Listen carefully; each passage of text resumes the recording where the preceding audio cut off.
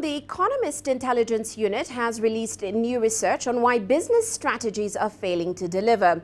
The study was based on a survey of 500 high-level executives from around the world and revealed that businesses are missing the mark on achieving their goals because of the way their strategies are implemented.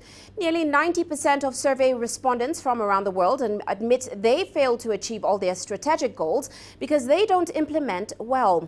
53% of them agree that inadequate delivery capability puts them at a competitive disadvantage, and about 50% believe competitor and customer changes greatly impeded delivery of their last major strategy.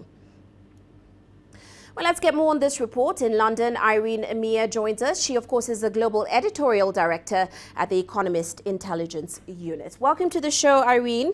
Well, I have to say it is surprising to hear that only 10% of these 500 executives that you surveyed say they reach all of their goals. So tell me, why the struggle to bridge this gap between strategy and implementation?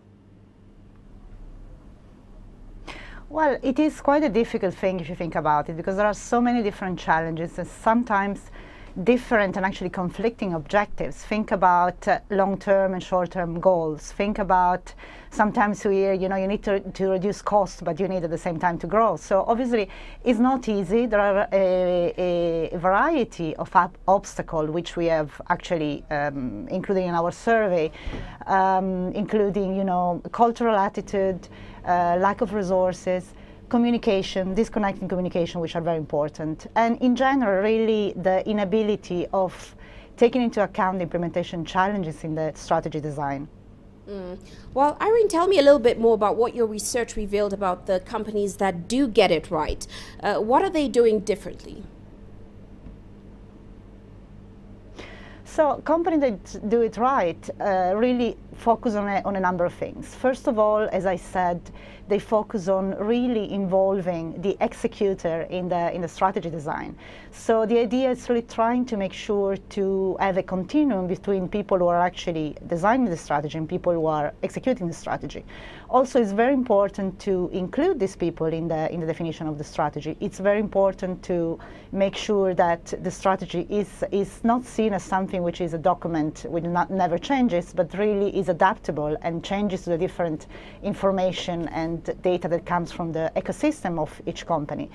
Not just the ecosystem, including consumer and competitors, but also the feedback coming within the organization. So really what is important, I think, is communication across the company, vertical communication between who is actually designing the strategy and implementing the strategy, horizontal communication. So ideally, you would really want to have all the heads of each division talking to each other and actually evaluating constantly the strategy. And let's talk a little bit more about how much of a connection you saw between the type of leadership a company has and certainly the company achieving its goals. So it's a very interesting question. What we see is that obviously it's very important, the leadership on the part of the C-suite and the CEO. We see that company which have been really successful in implementing the strategy really take the strategy to a very important level, and the CEO is actually very much conscious of what are the challenges in implementing the strategy.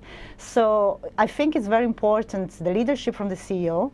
I think it's very important to a commitment to sometimes make sure that the culture in an organization is changed, because as we have seen, the cultural attitude is sometimes one of the big challenges in terms of making sure that all these different silos are broken.